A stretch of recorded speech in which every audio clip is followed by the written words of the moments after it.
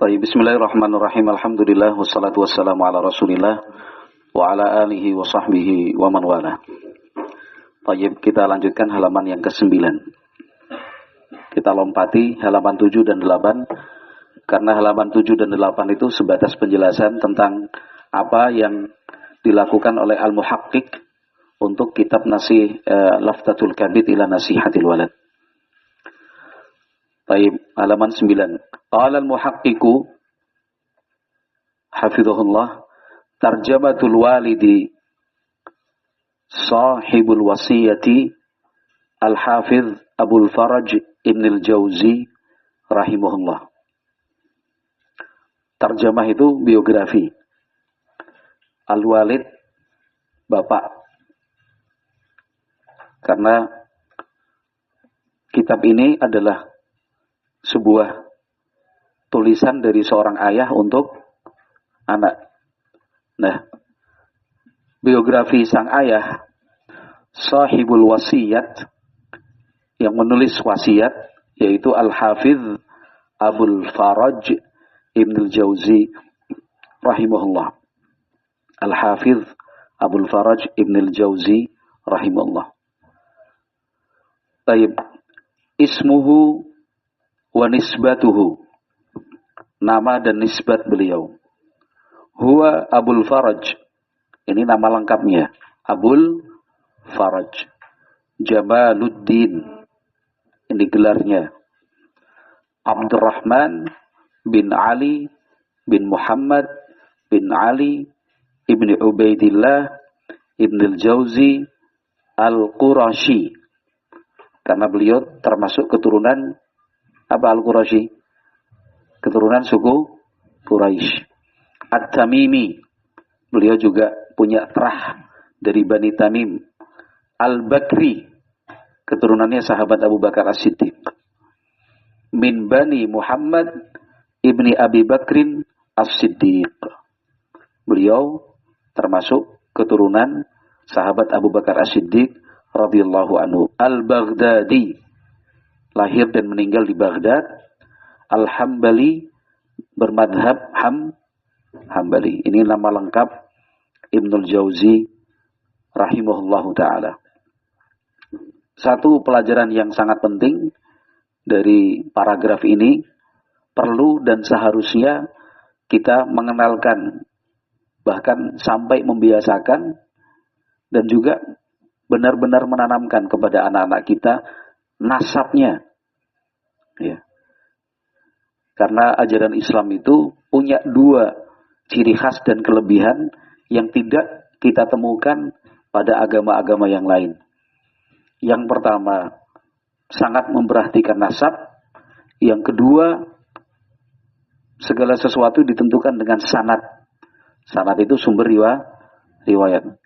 Tidak ada agama lain yang menekankan dan mengedepankan dua hal ini. Yang pertama nasab, yang kedua sanad. Anak-anak kita harus tahu, kamu siapa namanya?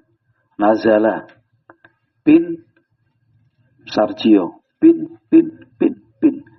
Bila perlu 3 tingkat di atasnya, 4 tingkat di atasnya. Kita sebagai orang tua harus bisa bercerita kepada anak-anak kita bahwa Abi itu berasal dari daerah sini. Ya.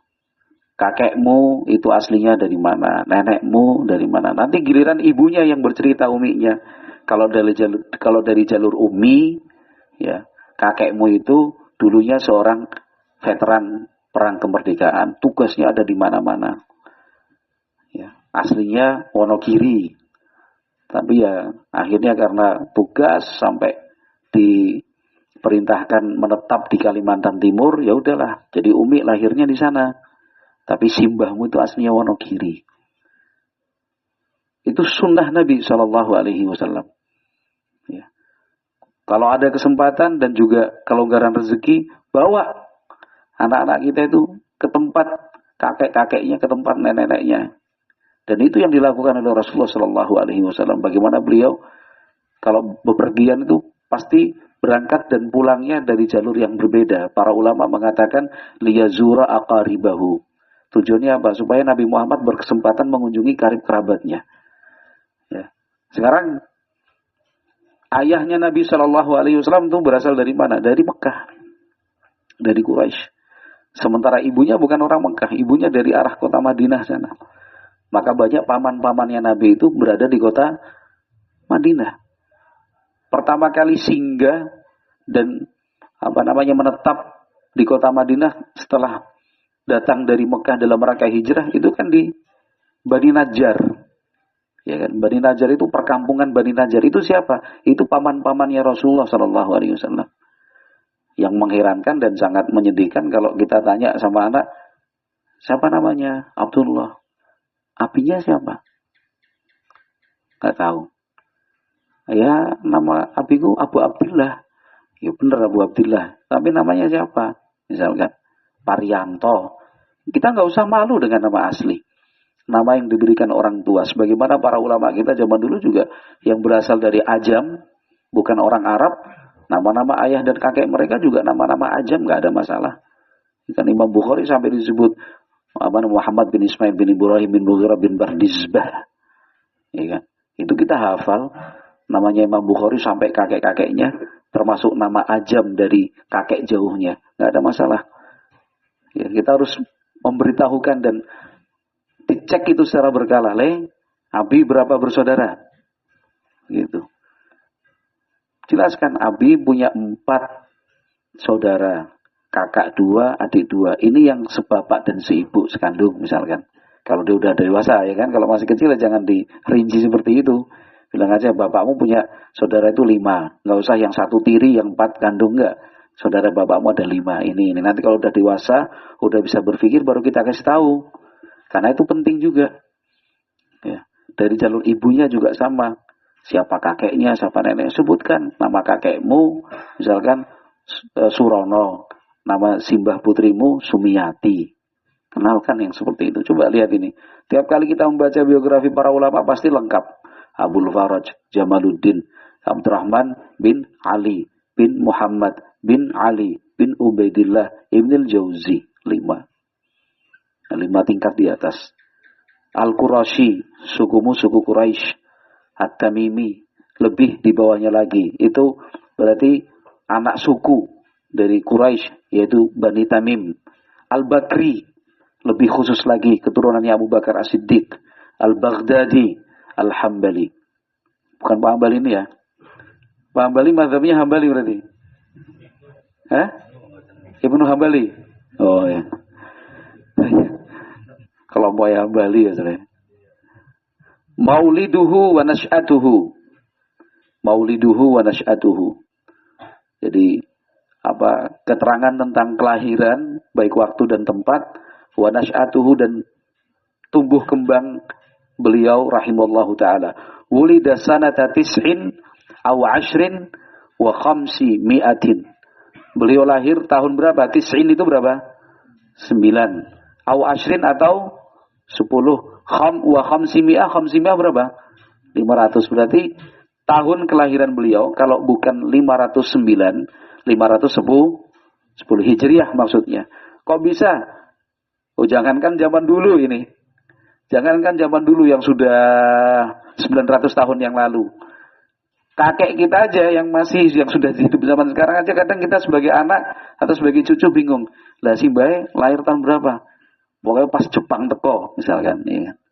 Nek ora 87 ya 85. Itu aja. Itu zaman sekarang yang alat pencatatannya sudah cukup maju. Orangnya juga masih hidup. Yang ditanya bingung. Wah, tahun piro yo? Ora ngerti aku. Ya, kan? Atau misalkan tahu ya, tapi datanya keliru. Ya, kan? Kayak kemarin tamu dari Bandung namanya Agus Murwoto. Ya, kan? Ternyata nama itu yang kita kenal, ternyata enggak klarifikasi enggak, saya itu Agus Marianto satu ya wes. Jadi Agus Marianto. Ternyata di KTP mestinya kalau Agus itu mestinya loh ya. Lahirnya bulan apa itu?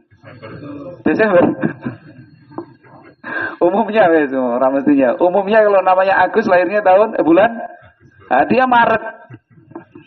Di KTP saya Maret Ustaz. Loh kenapa? Karena bapak saya itu masih Cina Ustaz. Cina, Medan, Jadi pas dulu pencatatan terlanjur ditulis Maret. Nah, saya kalau mau ganti jadi Agustus malah repot nanti. Ya sudahlah.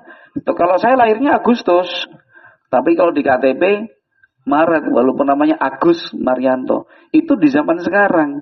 Loh, zaman dulu gimana lagi? 900 tahun yang lalu. Maka wajar kalau ada keterangan lahirnya kalau bukan 509 ya 510. Ya main kaca setahun. Bahkan mungkin selisihnya hanya beberapa bulan, ya kan? Ini masuk tahun berapa? Thumma lamma tara'ra'a. Kemudian ketika beliau sudah, waktu itu sudah lahir, kemudian lahirnya tahun 509 atau 510, lamma tara'ra'a, ketika sudah mulai usia tamyiz. Ya, ketika sudah mulai tamyiz, artinya sudah mulai bisa belajar membaca menulis, hamalathu ammatuhu ila ibn Nasirin. Bibinya, ammah itu berarti bibi dari jalur ayah. Bibinya membawa Ibnul Jauzi ke majlisnya Ibnu Nasir. Ibnu Nasir itu seorang ulama besar di Baghdad. Dibawa. Fa asma'ahul kathir. Dari Ibnu Nasir inilah sebagai guru pertama dan guru utama. Ibnul Jauzi mendengar banyak riwayat. Asma' itu memperdengarkan. Yang dimaksud memperdengarkan apa? Memperdengarkan riwayat-riwayat hadis al-kafir dalam jumlah yang lumayan banyak. Wa ahabba al-wa'dha wa lahaja bihi. Akhirnya beliau senang dan mendalami disiplin ilmu mau'izah. Mau'izah itu apa? Memberikan nasihat. Makanya Ibnul Jauzi lebih dikenal sebagai ahli memberi nasihat, bukan ahli hadis, bukan ahli fikih. Ya. Ibnul Jauzi itu bukan ahli hadis, bukan ahli fikih. Beliau mengerti hadis, beliau faham fikih, tapi tidak masuk dalam jajaran ulama yang ahli di bidang itu. Beliau tafannunnya, artinya disiplinnya pada bidang apa? Mau'izah. Wa huwa murahikun. Waktu itu sudah usia baligh. Masih sangat muda. Fawa'adhan nasa wa huwa sabiyyun. Wa huwa sabiyyun. Beliau masih remaja pertama, bukan remaja menengah atau remaja sudah dewasa, masih remaja pertama, sudah tampil di depan memberikan mau'izah kepada umat. Itu Ibnul Jauzi rahimahullah. Jadi masih muda, sudah menjadi penceramah di mana-mana. Kenapa kok dirawat oleh bibinya? Tuwfiya waliduhu. Ayahnya meninggal dunia. Tuwfiya itu wafat. Waliduhu ayahnya. Walahu salasatu a'wamin. Ketika masih berusia berapa? 3 a'wamin tahun. Baru usia 3 tahun ayahnya meninggal dunia. Berarti anak yatim. Farabbathu ammatuhu. Maka pendidikan dan juga pengasuhan anak waktu itu dipegang oleh ammahnya. Tidak disebutkan keterangan tentang kondisi ibunya. Baik. Artinya sejak kecil kemudian ammahnya inilah yang rawat, mengasuh, dan sebaik-baik perawat, sebaik-baik pengasuh.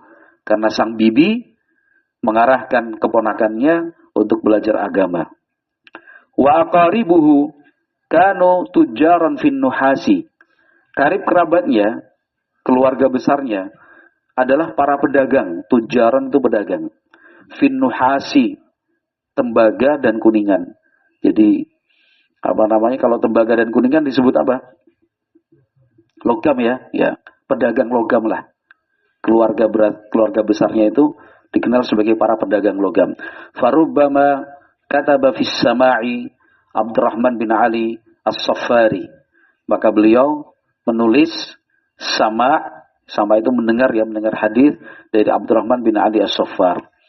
Wa kana awwalu sama'ihi, pertama kali beliau mendengar hadis fi sanad 56 ba'dal mi'ah.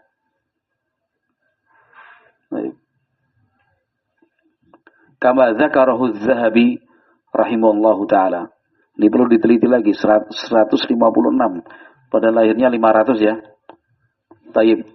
Wa kana wa huwa sabiyyun dayyinan. Ibnul Jauzi itu ketika masih kecil, dayyinan, sangat agamis. Betul-betul nampak tanda-tanda keagamaan yang kuat. La yukhalitu ahadan. Tidak mau untuk ramai-ramai berkumpul. Ya, tidak suka tidak suka kumpul-kumpul ramai-ramai. Wala ya'kulu ma fihi syubhatun. Tidak mau makan barang yang terindikasi syubhat di situ. Jangankan yang haram, yang ragu aja sudah nggak mau. Itu Ibnul Jauzi sejak kecil memang sudah terlihat tanda-tanda apa?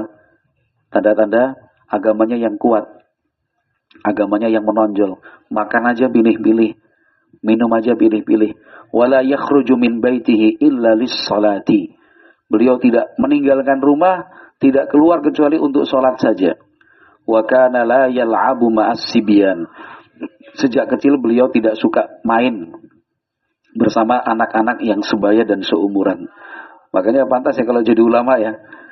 Kalau zaman sekarang ya sangel ini. Yang bisa kita lakukan di zaman sekarang ya hanya sekedar mengawasi, mendampingi. Kalau betul-betul melarang 100% ya susah. Kenapa? Karena kita sendiri tidak bisa memberikan contoh. Yang paling berat sebenarnya kita sebagai orang tua itu memberikan contoh. Ya, kita mau melarang, kita mau mengarahkan, ya langkah pertama kita lihat diri sendiri. Kita bisa ngasih contoh nggak nih? Ya makanya kalau kalau ada yang bertanya tentang anak yang dikeluhkan karena terlalu sering main handphone, bahkan berlebihan. Caranya gimana Ustaz biar anak saya nggak seperti itu? Jawabannya saya sendiri memulai dari poin pertama, ya kita sebagai orang tua belum bisa ngasih contoh. Itu aja. Kenapa? Karena di depan mereka sendiri kita juga pegang barang ini. Ya kan? Kita nggak bisa jadi contoh. Ya kan? Jadi pembahasan pertama itu kita dululah sebagai orang tua, kita dulu sebagai pengajar, gitu aja. Jangan ini gimana Ustaz saya batasi, saya sudah kasih password kunci dia bisa buka. Ya kan? Bahkan lebih parah lagi ada orang tua yang ngasih password bisa dibuka sama anak diganti passwordnya orang tua nggak tahu. Ya kan, orang tua nggak bisa. Ya kan? Jadi sebenarnya masalahnya bukan di anak. Monggo diteliti. Ya kan? Harus diakui bahwa masalahnya itu di kita sebagai orang tua. Apalagi kalau sudah abi ra ngerti piye carane. Nah, sudah. Uminya juga bilang gitu. Aduh, Umi itu gaptek, Nduk. Umi itu nggak paham seperti ini. Ini kok hurufnya kecil-kecil, kamu bisa? Gede-gede, gampang nih, ambil. Oh iya pinter kamu, dipuji lagi. Ya. Atau misalkan kita minta sama anak-anak kita, coba Abi sama Umi dibantu itu tolong WA-kan si Fulan, WA-kan si Umu Fulanah, tolong kirim ini ke Abinya Fulan, tolong difotokan. Jadi kita sebenarnya yang mengenalkan barang ini ke mereka. Ya. Jadi ya introspeksi pertama sebenarnya bukan ke anak-anak kita, tapi kita sendiri. Ya saya sendiri mengakui secara pribadi nggak bisa ngasih contoh, itu aja lah. Ya kan kalau di lingkungan pendidikan ya sama, di pondok, ya kan mestinya kalau yang namanya pondok pesantren yang seharusnya ya. Kalau di sini kan bukan pondok pesantren nih, kalau di sini nih penampungan rehabilitasi kan itu ya. Roda selamat ini saya nih. Ya, dulu ya. Tapi kalau pondok pesantren sebenarnya mestinya disepakati satu lingkup itu dilarang menggunakan handphone di depan dan sepenglihatan anak-anak. Dia mau ustadz, mau pengurus, orang tua, tamu sekalipun. Itu kalau ingin. Kenapa? Anak-anak di pondok lihat ustadznya main handphone, ngajar sambil ya, murojaah semuanya. 10 menit lagi setoran ya. Bagaimana? Itu kejadian nyata loh itu Mas. Nyata itu. Ya kan? Bagaimana kita mau ngasih contoh? Harusnya kalau yang namanya lingkup pendidikan, saya bilang pendidikan itu ya mencakup pesantren, sekolah, madrasah secara umum lah. Harusnya di lingkungan itu dibatasi. Kalau mau pakai handphone di kantor, ya kan tutup pintunya, jangan sampai kelihatan santri, jangan sampai kelihatan siswa-siswinya. Itu kalau skala umum. Jangan sampai kelihatan. Tamu juga gitu. Tamu ketika pertama datang dikasih tahu. Mohon maaf Pak, mohon maaf Bu, afwan akhi, afwan Abu Fulan. selama antum di sini sebagai tamu mau menginap sehari 2 hari, tolong jangan menggunakan handphone di luar ruang tamu ini. Kalau enggak ya anak-anak kita akan iri. Enak sekali ya. Kalau enggak iri ya mengen-mengeni. Ya. Sekarang misal, wah anak-anak saya seneng lihat TikTok, punya Instagram, sering buka YouTube, ya saya ngajari wong tuane kok. Kalau orang tua ya berusaha cari-cari alasan. Tapi satu contoh yang sangat simpel dan mudah. Itu orang tua, seorang bapak buka status. Iya kan, buka status WhatsApp ini. Lupa ngecilin suara. Volumenya nggak di apa bahasanya? Mute ya. Mute apa unmute? Yang nggak bersuara loh. Nah, di apa? Di mute. Lupa ini. Atau nggak perhatian. Jadi volumenya tinggi. Pas buka status yang dibuka status teman kampung, teman kerja yang awam. Orang awam kalau pasang status kan ada TikToknya ya kan? Pas buka status, lah anak kita yang kecil itu mendengar. Anak kita itu melihat. Tapi mereka cuma ngerti, Abi juga muter musik. Abi juga TikTokan. Anak kecil tuh gak bisa berpikir bahwasanya, oh, Abi itu salah buka. Padahal kita cepet kecil-kecilin. Gini. Ya masih mending kalau gini-gini. Kalau malah menikmati, ya repot lagi. Itu anak kita itu mendengar, anak kita itu melihat. Dan itu. Apalagi dia bilang, coba dibuka YouTube-nya. Ya sangel udah. Jadi memang ya sudahlah. Kalau masalah handphone ini, sederhana sekali sebenarnya. Kita sebagai orang tua berusaha jadi contoh dulu aja. Jadi kalau anak kita ya oke lah istighfar lah gitu ya sudah. Jangan terlalu menyerang si anak. Gitu. Kecuali kalau misalkan orang tua sudah berusaha seketat dan selektif mungkin dalam penggunaan handphone, ya kan? Bahkan orang tua tidak menggunakan handphone ketika ada anak di rumah. Kalau dia punya bisnis, punya usaha, ya kan? Dia menggunakan handphonenya itu ketika anak-anaknya udah berangkat ke pondok. Jadi rumah sepi, tinggal dia sama istri, dia baru menggunakan handphonenya. Anaknya datang, handphonenya disimpan. Anaknya datang, handphonenya ditaruh. Sudah usaha seperti itu, kok masih juga anaknya terkena penyakit cinta handphone ini, ya berarti memang lingkungannya, teman-temannya dan seterusnya, kita udah berusaha. Tapi tentunya akan lebih mudah lah untuk ditangani dan diterapi dibandingkan kalau orang tuanya sendiri juga mempertontonkan menggunakan handphone ini di rumah. Baik. Jadi Ibnul Jauzi sejak kecil la yal'abu ma'asibyan, tidak suka main bersama teman-temannya sesama anak kecil. Dzu himmatin 'aliyatin jiddan, itu punya himmah. Himmah itu cita-cita dan tekad yang sangat tinggi sekali. Tapi dari mana Ibnul Jauzi punya cita-cita dan tekad yang tinggi itu? Kalau tidak dikenalkan oleh orang tuanya, keluarganya, gurunya. Nah, tugas kita sebagai orang tua mengenalkan cita-cita. Ya kan? Kamu besok mau jadi apa? Tujuan dan cita-citamu apa? Kenalkan. Di sana itu ada tujuan-tujuan mulia, Mas. Tujuan-tujuan mulia, Le. Dan itu kalau ditanya besok keinginanmu apa kalau besar? Ya punya rumah, punya tanah, ya punya tabungan, punya pekerjaan, punya istri, punya anak. Kita bilang, Le, nak, itu bukan cita-cita. Itu kebutuhan hidup. Kamu nggak bilang pun kita tahu. Semua orang hidup ya pasti pengennya itu tuntutan hidup. Tapi cita-cita itu bagaimana kamu bisa bermanfaat untuk orang lain. Itu baru cita-cita. Kalau cita-cita kaya, punya rumah, itu bukan cita-cita. Itu tuntutan hidup. Ya nggak usah diperjuangkan pun ya juga mau nggak mau harus punya itu. Tapi dari kecil kita kenalkan cita-cita itu bagaimana kamu bisa bermanfaat buat orang lain. Apa yang bisa kamu berikan untuk umat. Nah sekarang udah dijelasin. Sekarang cita-citamu apa? Menghajikan Abi sama Umi. Ini baru cita-cita. Ya kan? Kamu pengen bangun masjid. Kamu merawat anak-anak yatim. Ya kan? Kamu pengen berdakwah. Itu kan bermanfaat buat orang lain. Walaqad dhalla tulu hayatihi yatlubul ilma wa ya'izu wa yusannif.